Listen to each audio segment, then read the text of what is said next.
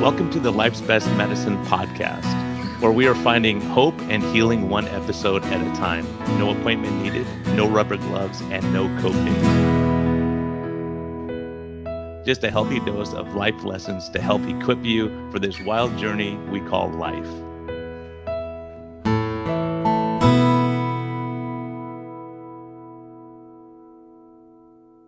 Are you kidding me? We're in October already. You know, Christmas is coming up, New Year's, all those New Year's resolutions and all that kind of stuff. So this month, try to do some simply snacking. You maybe pass it out for kids to give them a healthy alternative for Halloween. So anyways, enjoy October. Try to be good this month. You know what's coming, and just kind of try new stuff. Try the simply snacking beef and chicken flavors. There's a lot of good flavors out there. Maybe we'll get some extra ones for Thanksgiving next month. But thank you for listening. And again, thank you, Simply Snacking, for hosting this podcast. Hey, everyone. This is a friendly reminder that we are here for entertainment purposes only. We may not even be that entertaining at times, but this is not medical advice. Talk to your doctor, check with your healthcare professionals before making any lifestyle changes or medicine changes. What we're talking about is our clinical experience and what we've seen. And so if you really want our advice, you can consult us. You can actually consult me as a doctor, or you can consult my guest and get all your questions answered. But we can't give free medical advice, because we can't pay our bills with that, but we can help to educate you a bit and allow you to think a little bit. And always reach out to your medical professional before making any lifestyle changes. Thank you. Hello, and welcome back to the Life's Best Medicine podcast. This is going to be a little bit different, I think. But I think it's really important. This is a guy I've been following on Twitter. We've been following each other on Twitter, and we have different views on stuff. Yeah, like if I'm Christian, he's atheist. I'm a conservative living in a liberal state. He's a liberal living in a conservative state. And, I just see his sense of humanity and kindness and decency and all these things. And he came to my defense when atheists were attacking me. He's like, leave this guy alone a little bit. And so Mike Davis, welcome, man. It's so awesome to have you. Guy in Austin on Twitter. Thank you very much. Almost nobody calls me Mike Davis, but I appreciate those who do know my actual name. On Twitter, I'm at Guy in Austin, and I mainly was known for carnivore when I came to know you. I first was exposed to you on the Two Keto Dudes podcast when you were interviewed, and I was a big fan of those guys when I started with keto. I subsequently moved to carnivore. I continue to follow their podcast, which I continue to think of as one of the great podcasts in recorded history. They just do such a fantastic job with production and content. And I was just delighted to see you on there. And then I saw you on Twitter, and I saw you and Tro had the low carb MD thing going, and I followed that. You started the Life's Best Medicine thing, and I thought, this is probably not going to be my cup of tea, because I think they're going to talk Christian stuff most of the time, or at least a lot of the time, and I might be annoyed. But I really enjoy this podcast. I've been a fan since the beginning, and it's because of your positivity and the positivity you bring out of people.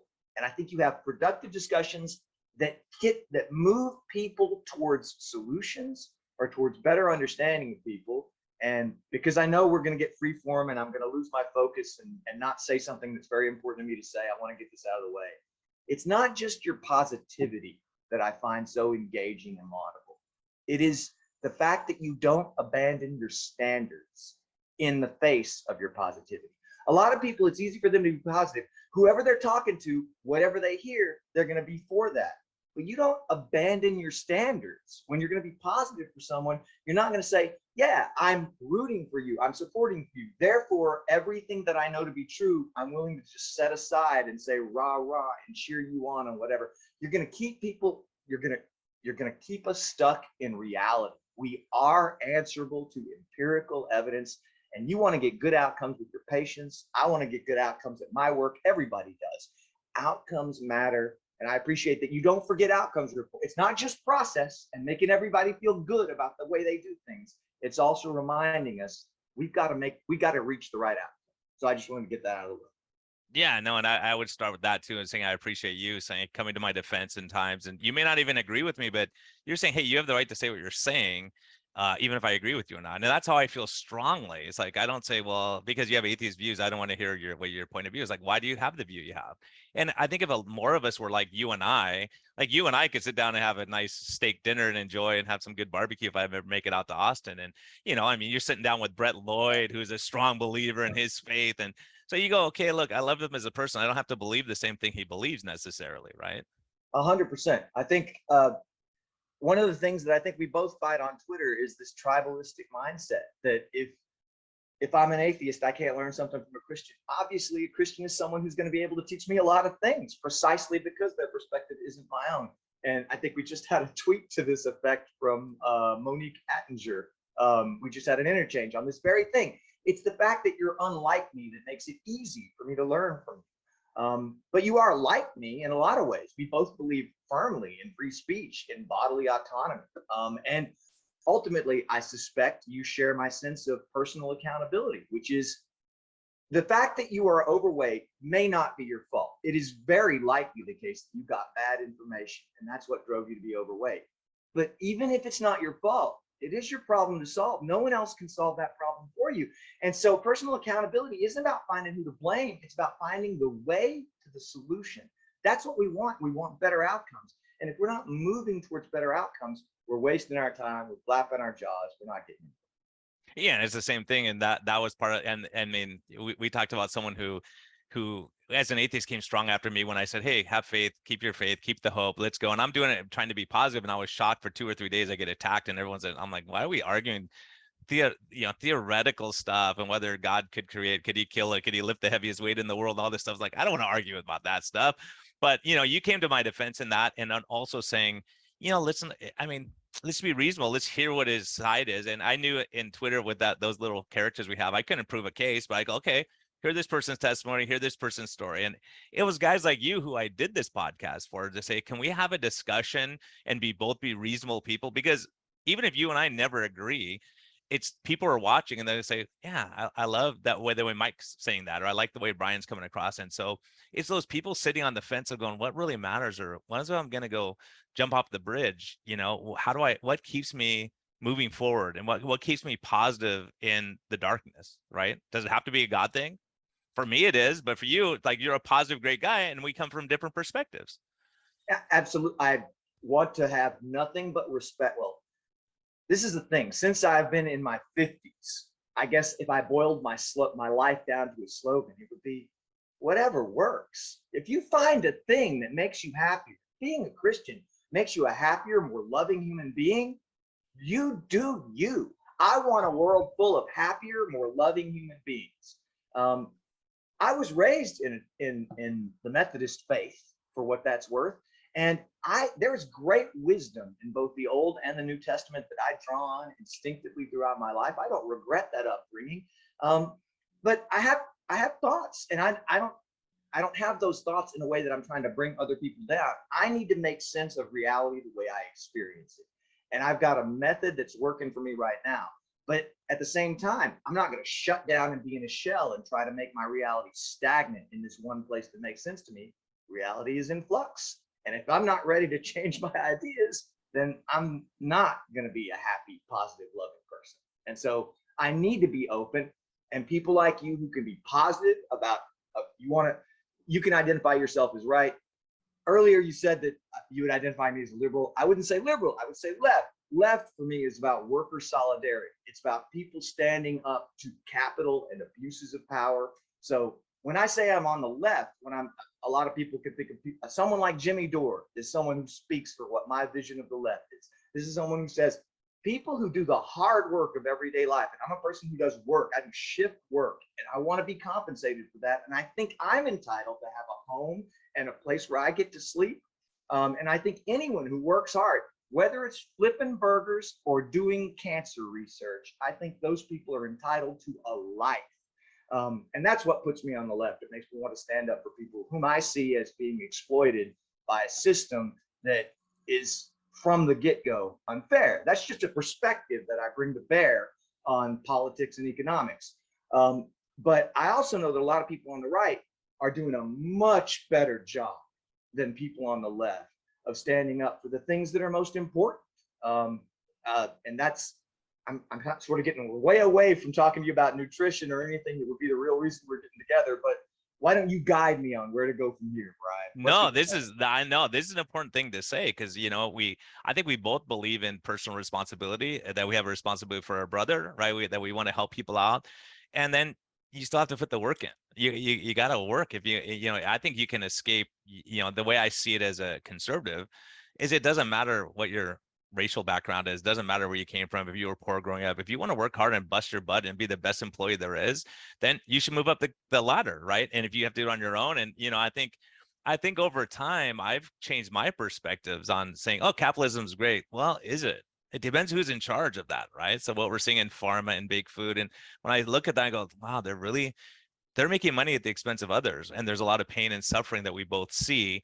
And that's kind of what brought us back to the whole nutrition thing, saying, okay, if we're seeing people getting obese and diabetic and sick, and we can intervene on that, like you being more of the carnivore, going towards that way. So let's cut out the processed food and the garbage, and then we don't need all the other drugs. Like we don't need to be spending all our money on those things too, right?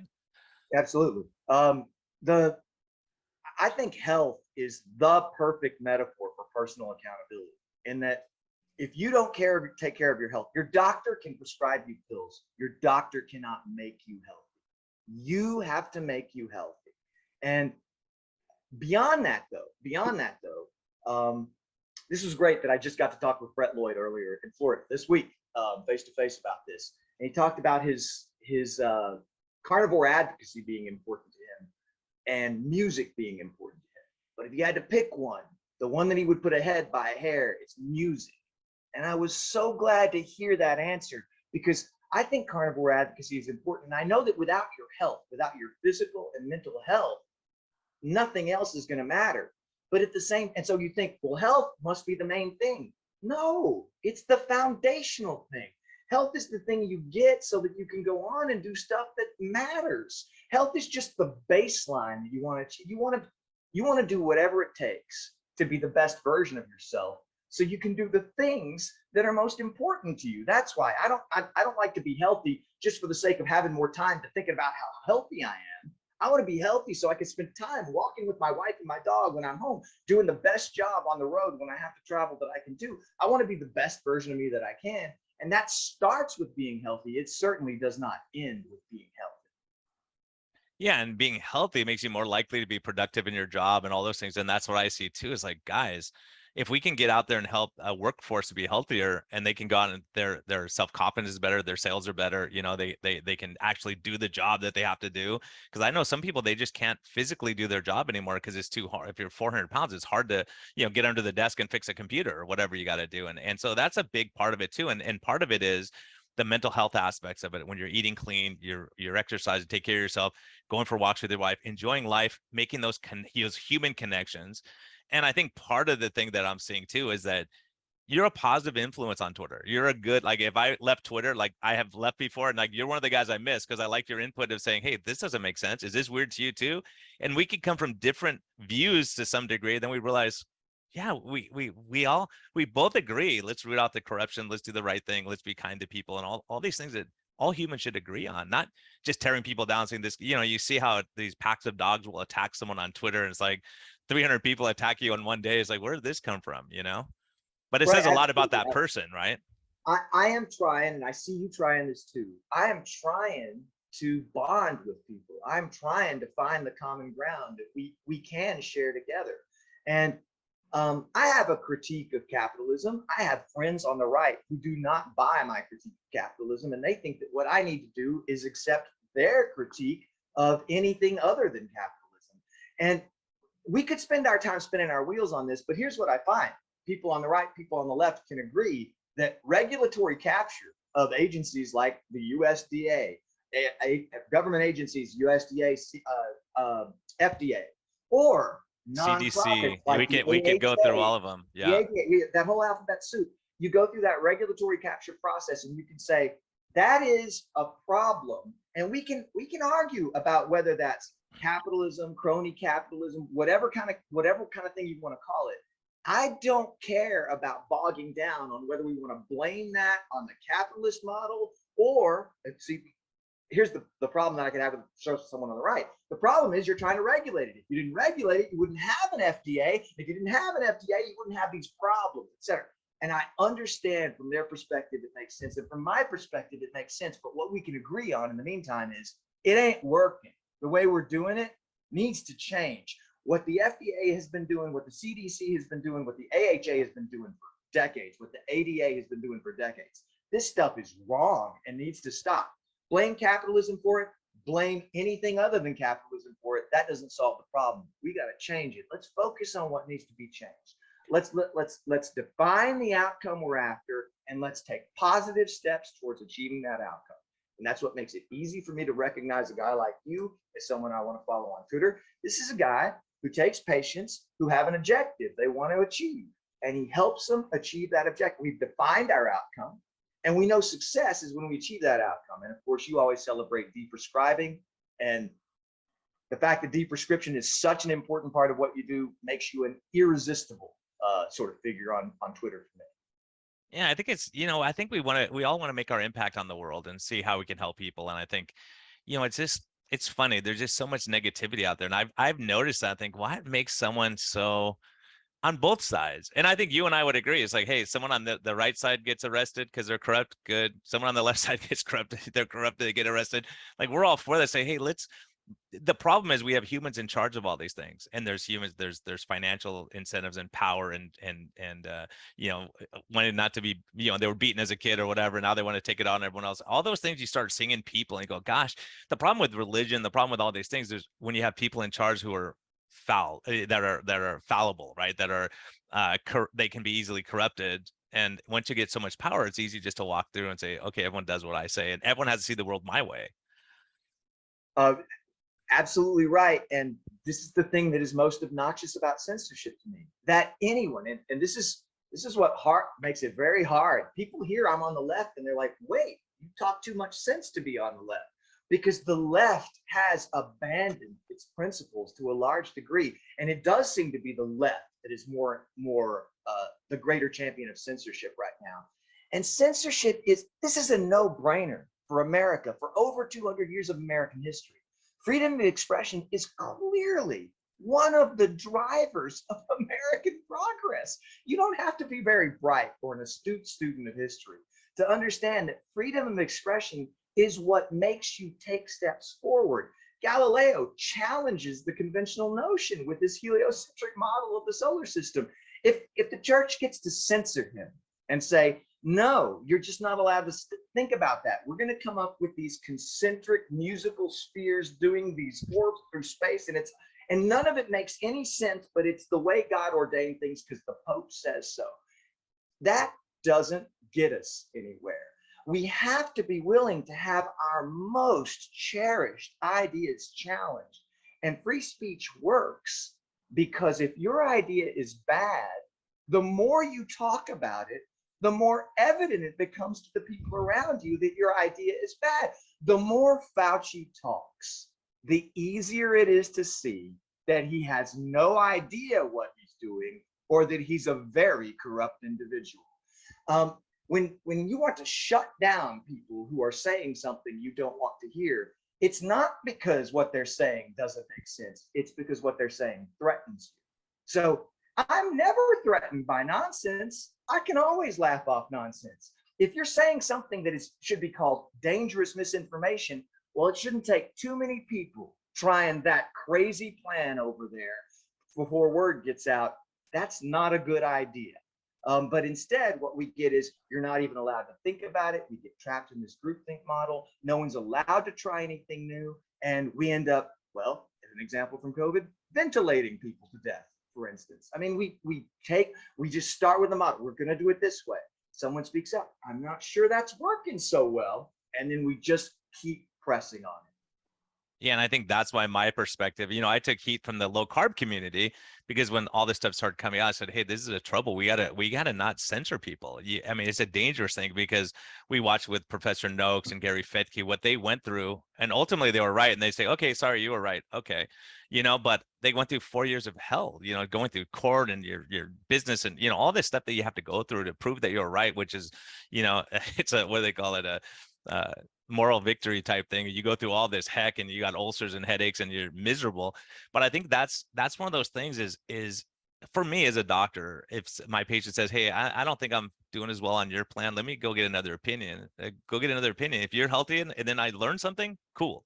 Like doctors who are afraid of a second opinion, but now we have the entire medical system and whatever system you want to talk about, they say you cannot question what we say. We are the authority. And it's no better than the church when they were in control saying, Galileo, you can't do what you're doing because this is the only way. Instead of saying, okay, we know we're right. So let's hear your theory on this stuff and then we'll prove you wrong. Like for me, I don't, when people attack Christianity, I say, look, I've experienced enough. I've seen enough. I've been in the trenches with people and I've faced death before, you know, in with machine guns pointed at me and these crazy things. And it's like, you can't convince me it's not true. Right. But I can't convince you it is true. So like we can go an argument over and over and over, or you say, hey, Brian, this is what works for me. Cool. That was, you know, and I think the other thing along this is the left and the right. So for me growing up, I always thought when I think of liberal or left, I always thought like, oh, they're wearing their Birkenstocks and they're smoking pot. They go, hey, free love, do what you want to do. Let me do what I want to do and you do it. But then everything kind of changed where it's like, no, now you got to do what I tell you to do. Now you don't. I'm like, what about my, if I believe this strongly, can I believe that and not be attacked for believing what I believe too, like freedom of religion or you know, these kind of foundation of our of what we believe as a country.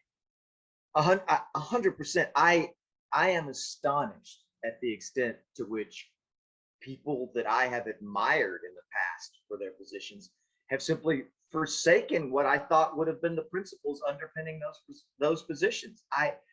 I clearly was fooled. I mean, there's no getting around it. I clearly was fooled by a whole lot of people. There was a lot of nonsense that I saw from people that never fooled me, but an equal amount of nonsense that I saw from people who did fool me. And to pick up on your nutritional examples of Tim Noakes' fantastic example of a guy who gets called wrong, who first he starts by calling himself wrong, calls out himself on the sugar goos that he recommended to long distance runners. This is not a great idea, guys. Let's not do that anymore. He starts by calling himself out on what he gets wrong. Then he calls out a lot of assumptions to say, these assumptions that we're making about nutrition, they aren't so sound as we thought, and they bear examination. And let me show you what scientific research tells us about these questions. And so he eventually is vindicated. Anyone who hasn't watched the Tim Noakes trial in South Africa on YouTube, it's hard to imagine a better use of your time for learning about nutrition and learning about right triumphing over wrong all at the same time. What a satisfying outcome for that. Same thing with Gary Fechte, another hero of mine, just absolutely stands up, gets told that even if he's right, gets this rule, even if you're right, you're not allowed to talk about nutrition anymore. Craziness. And he was charged with inappropriately reversing diabetes. Like, what? Do you want to inappropriately reverse my cancer? I'm all good with that. I'm 100% okay with that idea. Absolutely. Not only Gary, but his wife Belinda, who's fantastic about talking about some of the weakness of the epidemiological studies that we've got based on their provenance. These people are heroes who all were considered wrong and later proven right. And then I've got Ivor Cummins, who was not considered wrong. He was never persecuted in the ways that Noakes or Fechte were persecuted for nutrition. He's talking about the CAC. He's got the data to back it up. He gets criticism, but not censorship. He talks about nutrition. He gets criticism, but not censorship. He talks about vitamin D, gets criticism, but not censorship. Suddenly, he exhibits the same perfect root cause mentality analysis that makes him so effective on nutrition. He applies it to COVID, and suddenly the censors come out. People want to shut him down. That stuff it's instructive. I feel very lucky to be part of this community because I'm sure many of your listeners are familiar with the work of Dr. Ken Berry, who loves to tell the story of Semmelweis and his experience with hand washing before delivering babies after you've been cutting up corpses in the morgue for dissection. Maybe let's wash your hands before you go in to deliver the baby so that the delivering mothers don't end up sick. And what happens to Semmelweis is a terrible story of being ignored and ending up in an insane asylum and dying ultimately of conditions that his methods would have prevented. What a horrible, horrible story.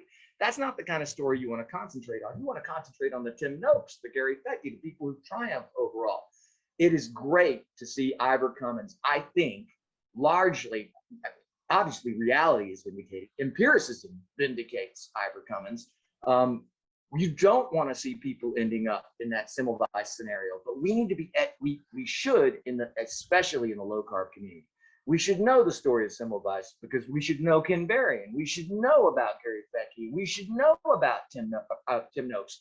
And so having seen this process happen over and over again, we should have been especially skeptical when all the regulatory agencies in the world started in lockstep telling us there was one right approach. And Sweden was crazy, and then Florida was crazy. We should have been more skeptical than the average bear, and to a large degree we were. And kudos to you for speaking out early, and kudos to so many people in that community who were speaking out early about this.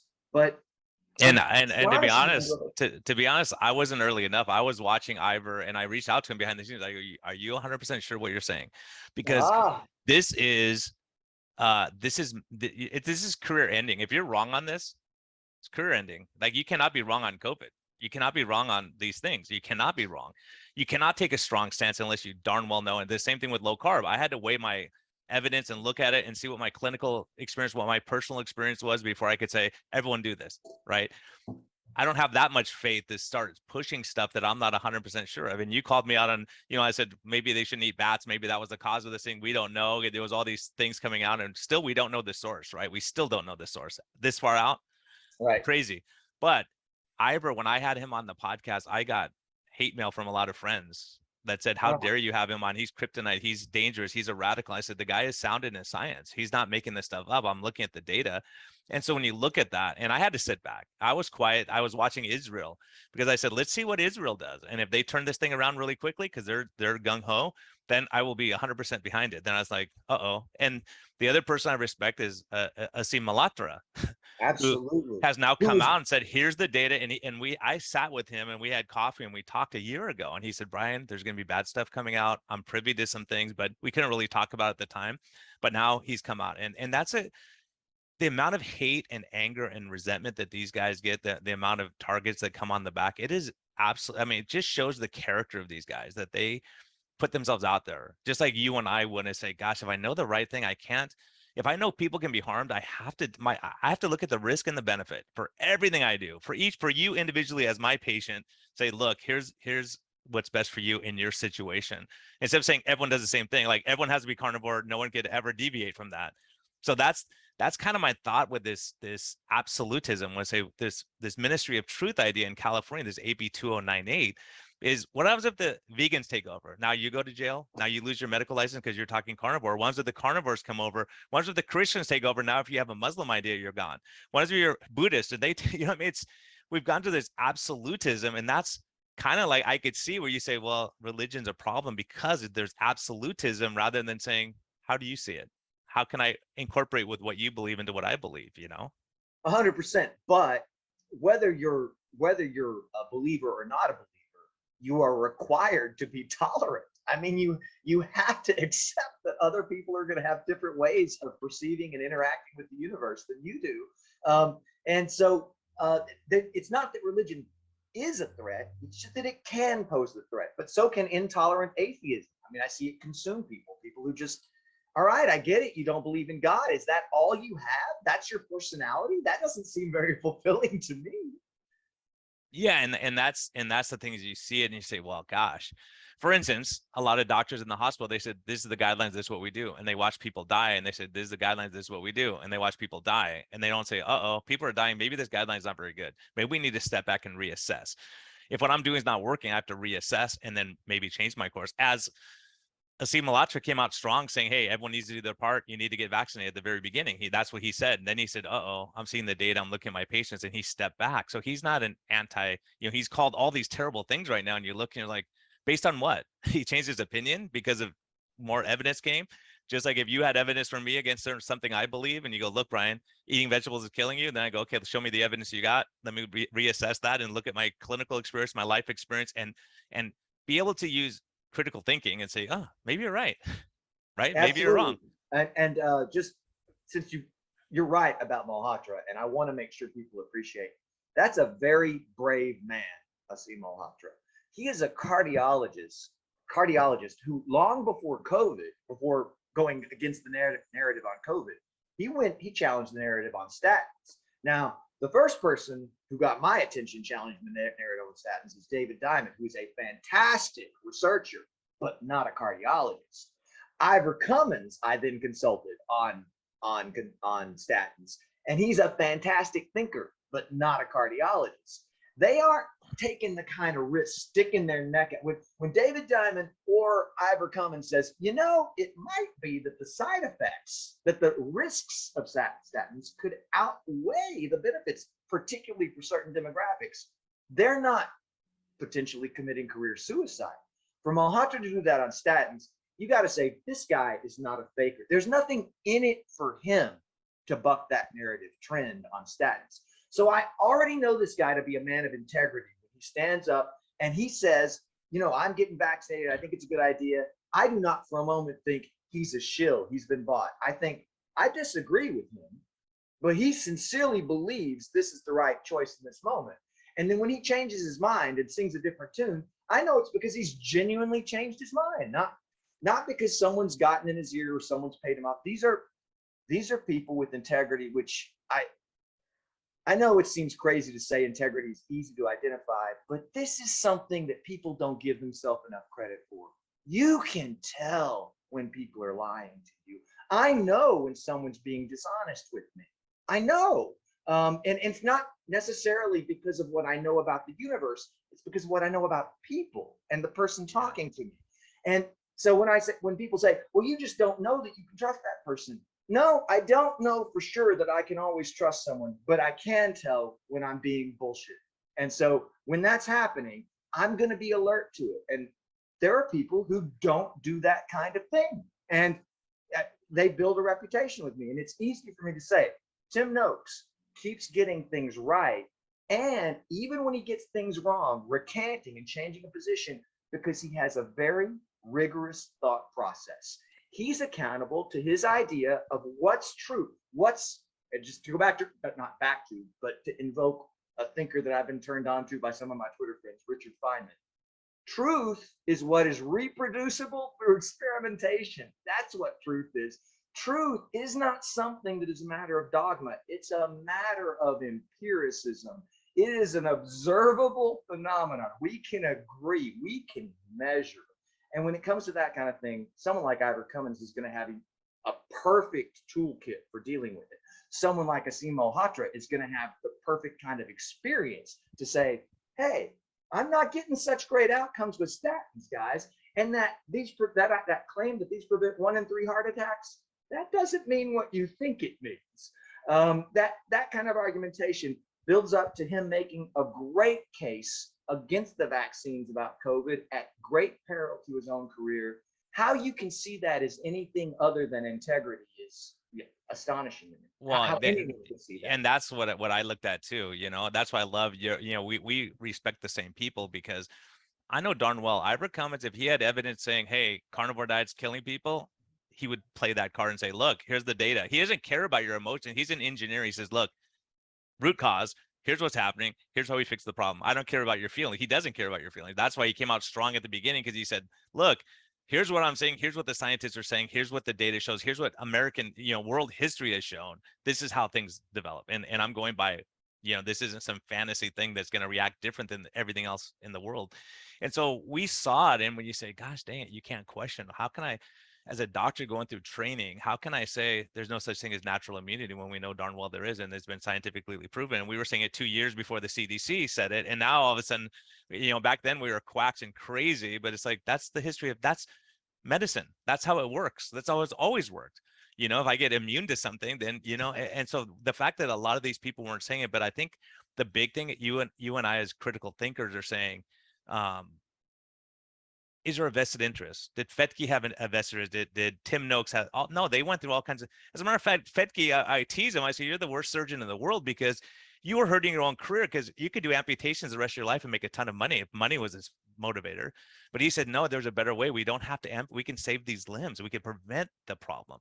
So he's actually losing money by saying what he's saying, right? In the big scheme, so you go, okay, he has something to lose. Now, if I'm selling you something, I go, hey, low carb's the way. And oh, by the way, I'm selling low carb cookies and this is the only way to get healthy. Then all of a sudden you lose your credibility. And I think that's what we see in people saying they're there for the right reasons. Because I know Malatra, I know him. I know he would change his tune and say, wait a minute, there's something wrong here. And, you know, if low carb was a problem, he would be saying, uh-oh, we can't hurt people. And the funny thing along those lines with Ivor, the first time I met him, I called him on the same thing. I was at Low Carb San Diego. Ivor's up there talking about coronary calcium. Cholesterol's not a problem. I'm like, you're not the one going to court. It's going to be me. I can't say this guy's LDL's 400. I didn't do anything about it. And then they go, oh, really? Because some guy, some engineer told you that, right? Right. So, and Dave Feldman and all this stuff, I had to go back. But Ivor, I will tell you, when I was there at this conference, he said, Brian, go back and check insulin level on all your people who've had bypass surgery and stents and all this stuff. It's going to be high. And he was right. 100% of my patients who had those things had high insulin, diabetes, pre-diabetes, metabolic disease.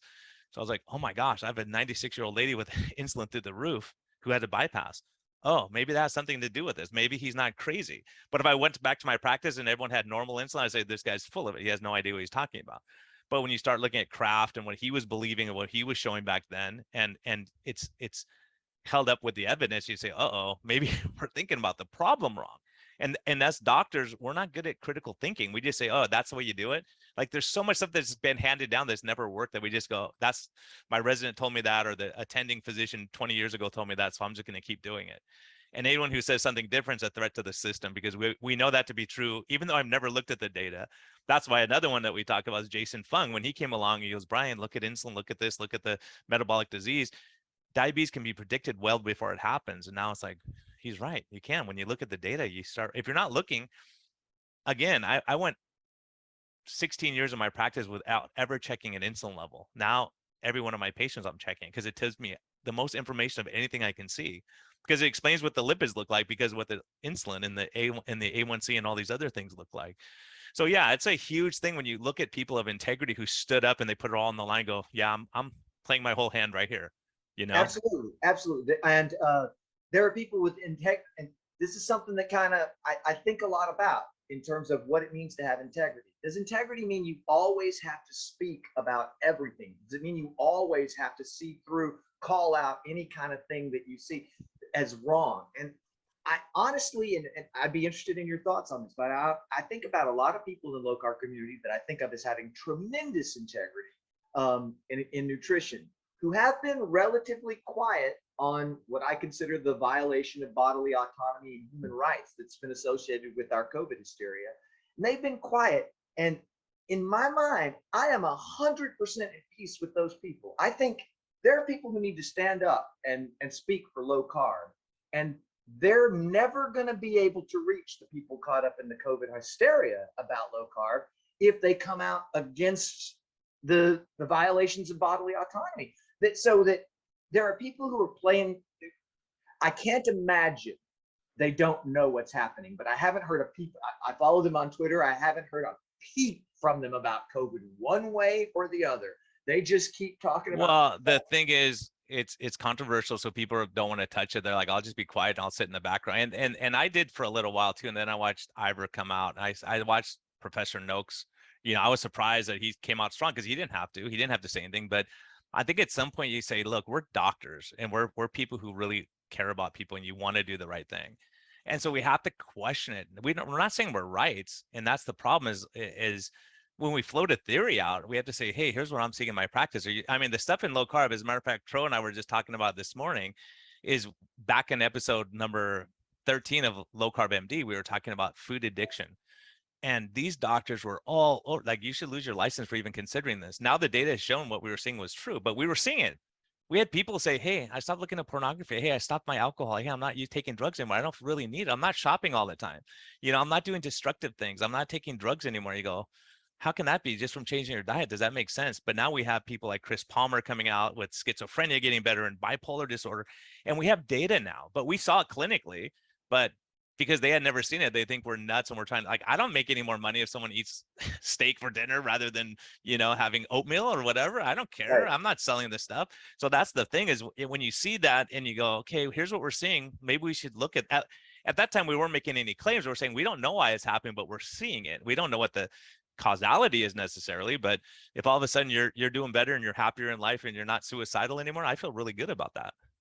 Right. One of my favorite lines from Georgia Eve is how she sort of solemnly pronounces her discovery that the brain turns out to be, in fact, a part of the human body. And everybody knows that your nutrition is going to impact the health of your body. And yet a surprising number of people are going to act like your nutrition can't have any impact on your brain. What, your brain isn't part of your body? Are you crazy? Why wouldn't your nutrition have any impact on your brain? And if it does, why wouldn't that have an impact on your mood? Why wouldn't it have an impact on your attitude? Why would these things not be impacted by your food? Why should it be surprising and not intuitive that changing your food to a clean diet would not only make you physically healthier, but give you a brighter mental, brighter outlook, make you a happier person? And I don't see why that's and we have data on that. In prisons, when they cut out sugar, they had less violence. And there's empiric data on these things. And that's why it was so enjoyable with this pediatrician who came after me, uh, saying when he demanded my license back then, 4 years ago now, and said, because you guys are talking about these things. I said, oh, so you're saying food doesn't affect mood? He said, no, not at all. So you've never seen kids at Disneyland at the end of the day when they're sleep deprived and they've been eating cookies and donuts all day, throwing tantrums in there, throwing their stuff down, losing it. You never heard anyone say they need an extra cup of coffee to get going in the morning or a glass of wine to calm their nerves. You've never seen any of these things where people get stressed out and they need a cookie. You've never seen that in your career, really? Like I said in a year, and I was joking, but I said in a year, I'm going to be asking for your license for not even questioning that this is a possibility, right? And the science has proved us outright. I'm not saying that to be arrogant. I'm just saying we saw what we were seeing and we knew what we were seeing. And that's the thing is as practicing clinicians, we know what's working and we know what's not based on our clinical experience. Now, if I have a financial interest in that, then all of a sudden I lose credibility, right? So those are the things we start looking at and saying, okay, like you're saying, critical think is what's your motivation? Why are you coming out strong on this topic? And why do you not want to hear my side of it? If you're atheist and you're strong in your belief, you shouldn't be threatened by my belief. And if I'm a Christian, I'm not threatened by your atheist belief because it doesn't affect me. You can believe what you absolutely. want. And if that works for you, I'm happy for you. Cool. That's your thing. Good. Go on with your life. And I'll go on with mine and we I'm can eat a steak together. Who cares? 100%. I'm reasonably secure about my beliefs, but I'm even more secure about my ability to use my judgment and adopt your beliefs if they're better than mine. So I'm absolutely happy to hear your beliefs. But your logic needs to make more sense to me than my logic. And we're not going to get there. I'm not going to know that your logic makes more sense than my logic if I shut you down and silence you. I have to let you talk. The idea that it's become normal to say, I don't like what you're saying. What you're saying is dangerous misinformation. Therefore, you should not be allowed to talk. I don't understand how any person can get behind that mentality. I really don't. I don't understand Or how or any that you could be so convinced that you're right that no one else could talk. That's the thing is I can't say, well, I believe what I believe to be true. So no one else could, everything else has to be false. So look, like if the Jews believe that Christ never came and I believe he died for my sins, right? One of us is wrong. One of us right. is wrong. We can't both be right. That's a mutually exclusive problem we have. So how do we rectify those things? Say, hey, you believe what you want, I'll believe what I want. We go on with our lives, right? I'm not going to say you can't talk about that because you're 100% wrong and I'm 100% sure I'm right, because then I can't call it faith. So I can't prove my faith to you because I can't empirically prove that to you. I could say, here's how I feel when I wake up. I'm a happy guy and I'm happily married and my life's good and my kids are good. Does that mean that what I'm doing is perfect? No. Does that mean it's going to work for you? No, but it just means this is my way of dealing with life. So for me, when things go terrible, right, you're in a dark place, you go, okay, God, I need your help right now. Whether he's real or not, whatever you want to believe. But for me, I feel like, okay, I can make it through today and I'm not going to go jump off that bridge because I have something that I believe in, a higher calling. And I believe there's a purpose in what I'm doing, right? It's not that I'm just going through the motions. I just die and turn into dust. For me, I can't imagine that there's no ramifications for my life here on earth, that I have to be a decent person, or a guy like you who just says, be a decent person. I'm not worried about all the other stuff. I'm worried about right now and here, going for a walk with my wife when I get home from my job. Absolutely Right. right. 100% right. And we do what makes sense to us for the reasons that matter to us. And obviously, our perspectives are going to be different because our situations are different. But if I can't tolerate you being a Christian, then clearly my atheism is quite fragile. I mean, that's not your problem. That's if I want to silence you, that's not your problem. That's clearly my problem. I can't imagine wanting to shut down conversation. I grew up, maybe it's just being a late 20th century person and not an early 21st century person. My attitude was formed in a world where of course you get to say what you want to say. And if I don't believe you, I don't have to take you seriously. That's the end of it. That we're done. I disagree with you. In fact, I may think that what you're saying is dangerous, but what would be more dangerous would be trying to prevent you from speaking. The most dangerous thing I could do would be to shut down the exchange of ideas, because we have to acknowledge that other people know some things we don't know. We have to acknowledge that. Yeah, and that's the thing, is there's people, I had conversations behind the scenes. I talked to a lot of doctors and nurses around the world. And so when they start telling me what they're seeing, I was like, uh-oh, if this is what you're really seeing, things are different than what we're seeing on the news. And so then I have to assess that with, what am I seeing in my practice? Who do I trust these people? Do they have a hidden motive? And so these kind of things you look at, and you have to really assess things and go, okay, what's your motivation for telling me this, right? And trying to figure out, you know, the right thing, the right thing. And the thing is, we can't be black and white on things, because, there's things in the Muslim religion I love. I love that. Like, I don't know if you saw Lone Survivor, where the guy says, hey, if you're injured, even if you're my enemy and I find you, I'm going to protect you and take care of you. And I'll protect you from the other guys who want to kill you, because that's part of the religion. That's a cool thing. I like that. I like to say, hey, I'm going to protect you. If you show up on my doorstep, I'm going to do what I can to help you out. So I think a lot of us, what I think I've seen is, like, on Twitter, there's so many people that go around tearing everyone down, like, all the time. Someone loses 130 pounds, they go, look at that loose skin, that's disgusting. Instead of saying, wow, you lost 135 pounds, that's really great, I'm really happy for you. Or if you're vegan and you're doing better and you feel great, good, cool. If you start doing terrible, let me know and we can talk about different approaches maybe, right? But I think we get so narrow-minded, this, like you said, tribalism, where we forget the big picture and go, okay, I want to be a decent human being first. And then, I don't think low carb is my identity. I think being a decent human being would be more important to me than they go, wow, he was a low carb leader and he did all this stuff and he saved a lot of lives. Well, if I can't be a decent person, then what the heck am I doing?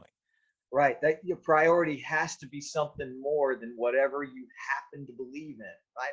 I don't believe in things for the purpose of believing in them. I believe in things because I see them making my life better. I stay with something because it's working, and it's working because it improves my life. Just having a mind. Some people think diet should be about making the right decision, and then you don't even have to do the thing. You just make the decision. Like, it's about knowing what to do. No, it's about doing what you need to do. And when you do it, not stopping there, but going on from that to something that makes you feel fulfilled. You got healthy to achieve something that makes you proud of yourself, that makes your family value you, that makes your community need you.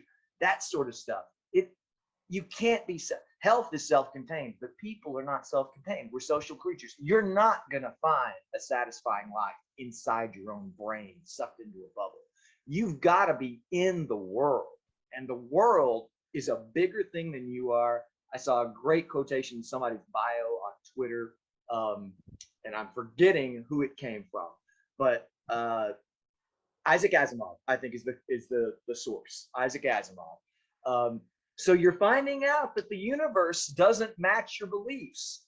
Better change your beliefs, because you can't change the universe. There you are. If reality doesn't conform to your dogma, it's not reality that's broken. It's not reality. and that's the reality. Preaching to the choir here a little bit. There's a lot of Christians who are going through life stressed, depressed, anxious, bitter at the world, nasty to their neighbors. Like, okay, you're not getting it. You're not getting it, because no one's going to want to follow you. If you're carnivore and you're all your teeth are falling out, you feel miserable, and it's like, people like, I don't think I want to do what he's doing, right? At some point, you have to have fruit of what you're doing in life, right? If you say I'm atheist, but you're a jerk to everyone else, it's like, I don't want to be that. Or if you're a Christian, you're a jerk to everyone. I think people want, like what you're saying, is being real and saying, I'm authentic. I have no hidden motives. Here's what I'm saying. This is what I believe. Because so many people say one thing and they're doing another thing, and I would the only thing I would be at odds with you a little bit on is there's a lot of people in the community who haven't said a word, but part of it's when you see tyranny and you see atrocities, I think we have a responsibility at least to say, okay, I'm going to put my butt on the line, because then we're no better. Because when all this stuff started, I thought, what about, 'cause I'm German. So I'm like, how did Germans sit around and see what was happening, the horrific stuff that was happening? Because they thought, uh-oh, if I say anything, I'm going to be on the chopping block next, right? So that's why people like Malatra and all these people who come out and say, I'm going to be on the chopping block, and I get that, but I still have to do the right thing. It's going to cost me. There's a cost to doing the right thing. And you go, that's integrity. When you say, there's not like, as an example, you see people on Twitter, they have a thing with their face mask. I'm the only, they take a picture of themselves on the bus going, I'm the responsible one, I'm saving all these lives. Like, are you sick? If you're not sick and you don't have anything, who are you saving? What exactly are you accomplishing? Other than to tell me that you're a holier person than I am, right? It's no better. It's just like, if I go do volunteer work, I don't talk about it every day. Go, you know what I did? I gave someone I brought someone dinner the other night and I didn't have to. It's like, well, just do it. You just do it for doing it, to be a decent person, not because, oh, Brian's a nice guy because he went to Guatemala and helped people, right? It's more that I get the reward. I get the most reward from that because I love doing it. You Right. get a reward from that. I do hear you. I'm glad you got back to that question I asked earlier and pushed back from your perspective. I wondered where you would come down on that. And I just have tremendous respect for that position you espouse, that we do, if we have integrity, we have a responsibility to speak up, not just on the thing that we consider most important, but whenever we see injustice, we should speak up and support those who are being exploited, the vulnerable who are facing in the new normal global policies that drive them to desperation. We do have a responsibility in some sense to do that. I'm trying to understand why some people that I would expect to have spoken up by now still haven't. And here's the difference. You say you didn't speak up early enough, man. I think for a doctor, you spoke up laudably early. For me, I don't work in medicine. I could speak up on this stuff. I don't. I'm a lone worker. I have a team of workers, but I work long distance. I travel alone. I'm essentially unsupervised. I don't have to impress. No one at work knows about my Twitter account, right? I didn't run any risk. I don't run any risk by mouthing off about COVID online. But someone like you is in a position to do that. And so when you and other doctors like you stand up, and maybe not a doctor, but Tim Noakes as a professor in academia where groupthink reigns supreme. Tim Noakes standing up. He's taking a risk. You're taking a risk that someone like me isn't taking. It's easy for me to stand up and mouth off, but you guys are taking a bigger risk. So it's really hard for me to say what people should do since we're all, Yeah, it's a hard thing. I was just talking to my wife about that last night because I asked her, I said, look, here's what I'm seeing. Here's the truth. This is my practice. I mean, this is what I'm seeing, and this is what I've talked to, and this is what I've experienced. So if I don't say anything, I'm a hypocrite. I really am. Because if I see something, I don't say anything, I say, well, it's not popular to say that, right? Question the PCR testing. I've seen so many false positives and false negatives and all the crazy stuff. And it's like, if I have a blood pressure cup that doesn't work, I have to say my blood pressure cup's wrong. I can't say, oh, you have hypertension. Everyone has hypertension in my practice because my cup is wrong. No, my cup is wrong. I have to have a good measuring device. And so, there's so much of that where but it is a hard thing. And I get it. I mean, the pressure is, it's and this comes back to Nazi Germany. It was easier to fly under the radar than to say anything. Say, I hope, and these things are happening, but you say, well, I really don't know for 100%, so I'm not saying anything. Right. When these atrocities are happening, and that's what I'm saying. It's a hard thing with character. I had really early data on cardiomyopathy, right? Really early data, and I was like, I'm going to keep an eye on this. And I have personal friends who are doctors who had this. And when I mentioned something, I got reamed. They say, you're making this up. I'm not making up. I know the guy. I've touched him. He's friends of mine. I know him. And he told me a story. He showed me his echocardiogram. I know what I'm talking about. But I had friends who are really smart doctors who said, don't touch this. Stay out of it. It's not your fight. And I get it. It's not all your fight. And especially if you have $400,000 in medical school loans, right? And you go, if I lose my job at whatever organization, then I can't be of any help to anyone. So I think that's the fine line. You say, okay, do I just be quiet and live to fight another day, or do I speak up when I see something wrong? And that's the struggle that we're all under. That's my struggle too, because I'm very clear that I live in California. So either I won't live in California next year, right? But I can't really, if I see something happening that people are being harmed, do I not say anything?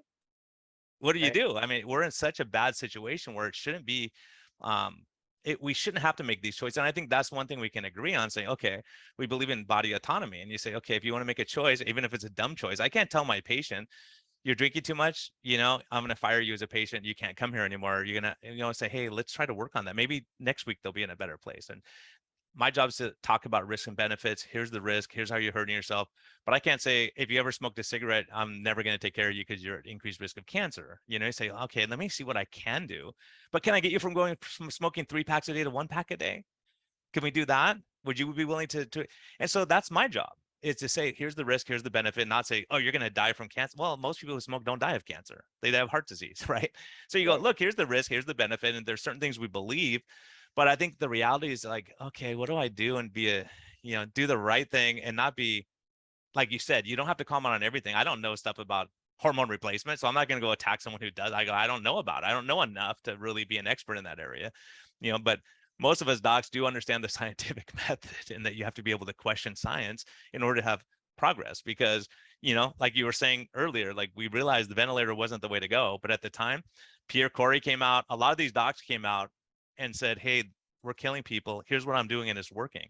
But no one wanted to hear from them for a year. How many people died as a result of not saying, let's use high dose steroids and try it on a few people and see how it's working for me in my clinic. Maybe you guys trying it doesn't work, but like you said, repeatability. This is the scientific method. This is deductive reasoning. This is where you say, gosh, what's working and what's not. And if it's not working, you can't keep going there. Right. 100%. 100%.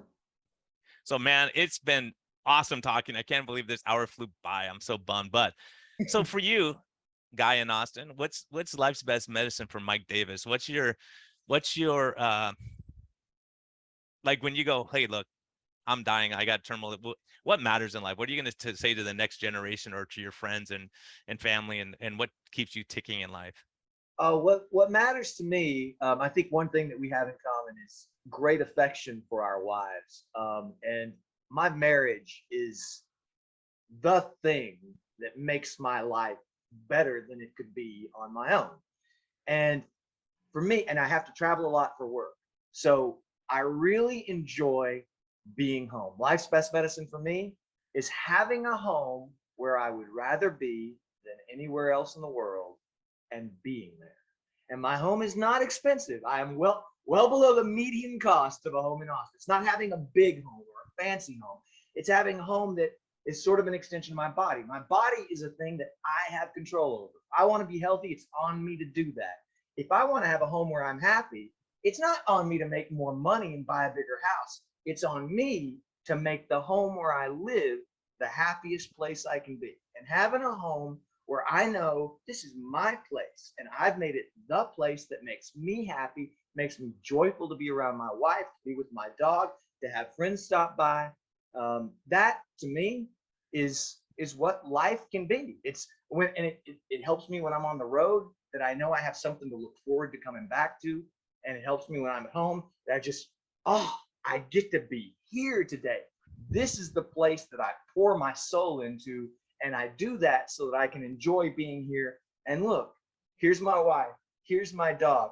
I'm going to go upstairs and do a little chat with Brian Linskus. And this is so much fun because I'm here in my house and no one's going to bother me. That stuff, I'm a very simple man. I'm a very simple man. All I need is a place to be and relax and be myself. Yeah, that's, you get an amen from me on that. I think that's so important. That's my refuge also. Home is my refuge. Even wherever I've been in the world, I'm like, wherever. It's like, oh man, I'll be home. I'll be home pretty soon, and doing that. And I think that's a huge thing. And that may be something in your marriage too. We'll get on to marriage for a minute here, man, if you don't have to run off.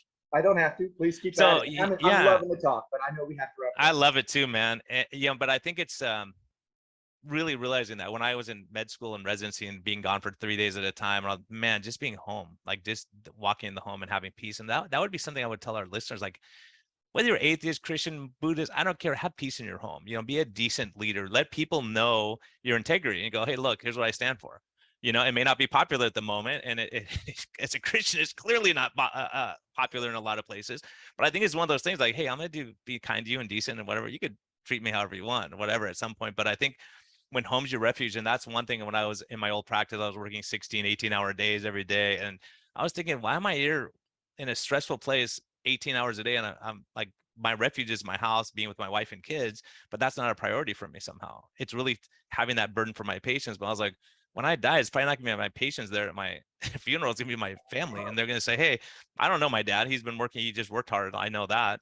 But and provided the house. But it's like, we live in the East County, San Diego. It's not the fancy area. It's not La Jolla or Coronado, but it's like, it's home. And we love our neighbors and love our friends. And that's why this whole thing with the way California is going, I look at it and go, gosh, is this going to be home very long? But my home will be wherever my family is, where my wife is, and my dogs, like the same thing. What kind of dog you got, by the way, Mike? Oh, it's a mutt from the pound. Oh, awesome. The dog is part whippet, Oh, that's all we were told. And because they said it was part whippet, we named it Devo for whippet. oh yeah. So a Oh dog. yeah. Awesome, man. I got two Labradoodles. They're crazy, but it's fun. Oh, and they don't shed, right? They're good for not shedding. Well, one doesn't shed at all. One, they have they're from a broken family. They have the same mom but two different dads. So one has a standard poodle dad, and so she sheds a little bit more. But we used to have a lab that shed like 3 dogs a day or something, in her house, like cleaning it up. But this one, but one of them has to sleep on the a sheet or something because she puts hair everywhere, and the other one can sleep wherever. She doesn't shed at all. So the cool dog is the one who doesn't, or the one that does shed. So so that she's my dog, that everywhere I go she's with me like a shadow. But And man, I hope to get to San Diego one day, and I really hope I get to meet your dogs. And I hope you get to Austin, and I hope you get to meet my dog. And I it is that's great. a deal, man. That's a deal. That's a standing invite. I know, because one of these days we're gonna do that, because yeah, who knows? There's no getting away from Texas. Austin. Based on what you do, you got to be here for something at Austin sooner or later. Yeah, we got I to know get I'm to. gonna I have some friends that are actually moving to Austin area, so they're gonna bug me to come out. So I'm gonna have to come out. We'll get to hang out and do that, because I think it's really important. But I think the reason I really wanted to have you on, you're a reasonable guy. You're a kind. You're a critical thinker. You see the world. We see the point I think that we're making, that hopefully the listeners are getting this, is that we can have different views on stuff and maybe have a different approach to fixing the problem. But we see the problem. We can sit around and complain about it, or we take action and say, okay, I'm going to try to be decent and kind, and all these other things that we're talking about. And just sitting back and assessing the world. But that's what I love about you, is like, really, like, you've come to my defense at times, and I'll come to your defense when if it's ever needed. And it's like, you make friends, and it doesn't really matter who ultimately who you voted for, what you believe about everything. I mean, all these things, the best diet, the best exercise you do. Like, there's people you see on Twitter, they're fighting because one thing's, you have to hit training. No, you have to go for walks. No, you got to, it's like, let them do what works for them. If they're happy going for a jog and they want to, if Zach Bitter wants to run 100 miles for some ungodly reason, then let him do that, and he enjoys it and he breaks all the records. And so if you want to sprint, do what you want to do. And I think that's the one thing that I think a lot of us who are reasonable minded can say, hey, you see it that way, I see it this way. Cool. You're not a Right. bad person because you see it different than I do, or whatever. I don't have to control your behavior. I certainly don't want you to control my behavior. Let's be respectful, and let's try to make the world better for everybody, not just for ourselves, for people that think like us, or people that remind us of ourselves. Let's try to make the world better for everybody. Man, you got an amen from me again, man. You got two out of the Christian here. But I think really it's everyone listening. Look, this is a grand rounds on life, and how to get along, and just be able to be set back and go, people are different than me. They may have different cultures, they may have different religion, but let me respect them for what they are, learn about them, and not say you're always right. And it's really hard for us to do, especially doctors, to say that we're going to change what we believe. And so, be kind to yourself, be kind to others, and take some of these nuggets with you, whatever side of the fence you're on. Because I've had people say, oh, you had this person on, they believe, they're vegan. I don't care. Like, they let them present their case. And then you, as a reasonable person, hopefully my listeners are reasonable, that you can say, yeah, that doesn't make sense, or that makes sense. And like Mike said, if there's someone with a crazy idea, let them talk more and more, because the more they talk, the more you realize, like, there's something wrong with this person. I don't want to follow what they believe. This is craziness. So, look back at your life and what matters, and all these things. And such important wisdom here. It's like, it doesn't have to be a mansion, it doesn't have to be a fancy car with a bunch of cars parked in the driveway. It has to be where you have love and peace and kindness, and that you're And out there, joy, enjoy joy. life, and be able to have a friend come over, and one of these days we're going to have a steak and enjoy our life. Absolutely. I am looking forward to it. And thanks for this opportunity to talk. I've really enjoyed following you on Twitter. Hey, I enjoy you too. And everyone, Have a great weekend. Thanks for joining us.